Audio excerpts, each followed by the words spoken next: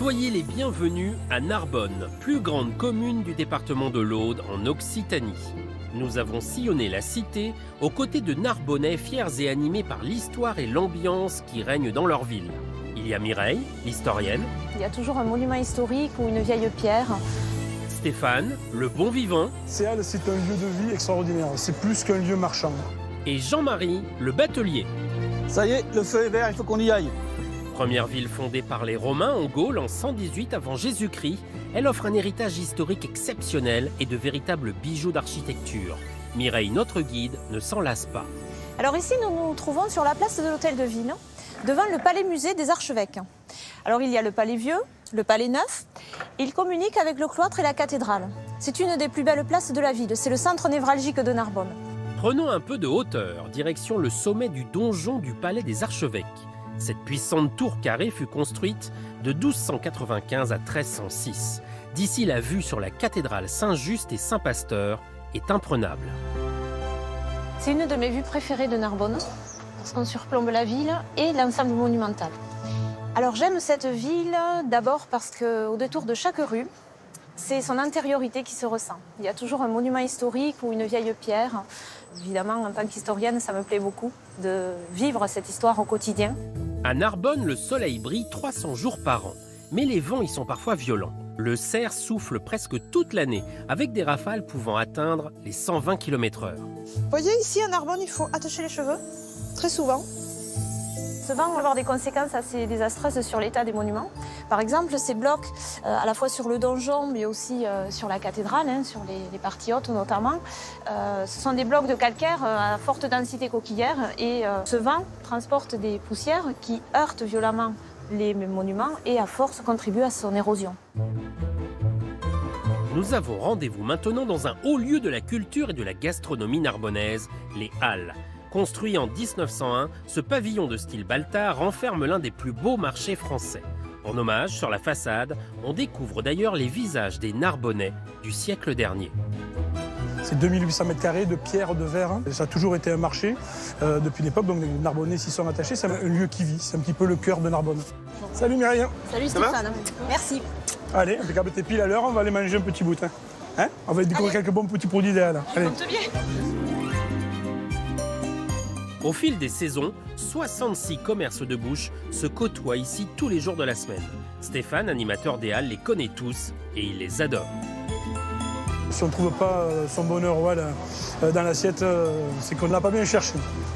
J'ai tendance à dire que les gens viennent aux Halles pas nécessairement d'abord pour acheter, ils viennent d'abord pour se rencontrer, pour l'ambiance, pour l'atmosphère qui règne, pour les échanges humains.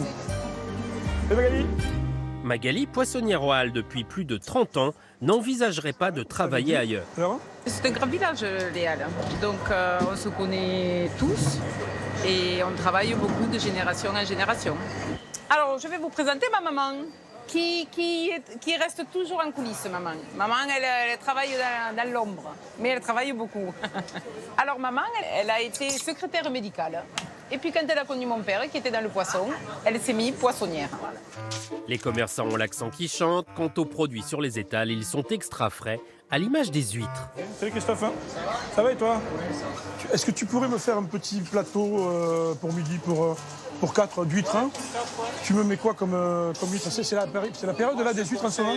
Gruissant, pas mal, ouais. sympa, c'est les huîtres de saison, ou après on a le cata ou les tannetos bousigues, pas mal. Elles sont pas laiteuses de toute façon en ce Non, moment. pas du tout, les laiteuses c'est en été. D'accord. Et ce qui fait le charme et la convivialité du marché, c'est de pouvoir déguster sur place jusqu'en milieu d'après-midi. C'est du rosé de Narbonne. Rosé de Narbonne, oui. Berceau de la vigne du vin. Nous poursuivons notre balade bucolique au fil de l'eau sur le canal de la Robine. Aménagé au XIVe siècle pour alimenter en eau les moulins de la ville, il est aujourd'hui classé au patrimoine mondial de l'UNESCO. Bonjour Mireille, montez à bord, on va aller faire un petit tour. Merci. Félicia, tu peux détacher l'arrière? Ok, je détache l'avant et on y va. Jean-Marie et Félicia vivent sur ce canal depuis 1 an et demi. Mon matelot, c'est ma femme, Félicia. C'est elle qui a décidé de l'aménagement du bateau, c'est pas moi.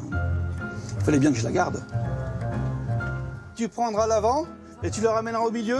Tu fais vite parce que le vent va nous pousser. Impeccable. Jean-Marie est passionné de navigation depuis sa plus tendre enfance. Ses grands-parents vivaient déjà sur une péniche. Depuis, il a toujours voulu vivre et travailler sur l'eau. Après, je me suis engagé dans la marine. J'ai fait un petit peu le tour du monde.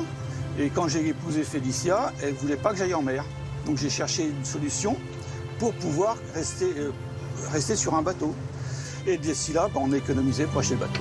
Le canal est enjambé par le pont des Marchands, un pont habité comme il en existe seulement 2 en France, l'autre est dans le Finistère.